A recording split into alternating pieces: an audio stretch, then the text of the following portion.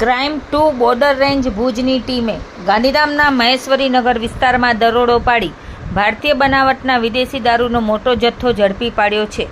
આ અંગે police constable Ishwarsinh Ghanshyamsinh જાડેજાની ફરિયાદના આધારે પોલીસ મથકે પ્રોહિબિશનનો ગુનો નોંધવામાં આવ્યો છે. બોર્ડર રેન્જ ભુજની પોલીસ ટીમે તારીખ 4 ઓગસ્ટ 2026ના વહેલી સવારે મહેશ્વરીનગર ખાતે વિનોદ બુદ્ધાભાઈ ફફલના રહેણાંક મકાન તેમજ આજુબાજુના ખુલ્લા પ્લોટમાં દરોડો પાડ્યો હતો.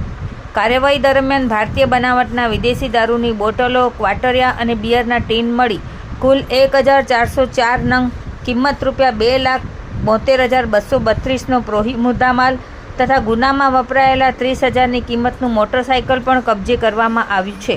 આ સમગ્ર કાર્યવાહી એએસઆઈ ભગીરથસિંહ જાડેજા અને પોલીસ કોન્સ્ટેબલ ઈશ્વરસિંહ જાડેજા સહિત ક્રાઇમ 2 બોર્ડર રેન્જ ભુજની ટીમે સફળતાપૂર્વક પાર પાડી હતી.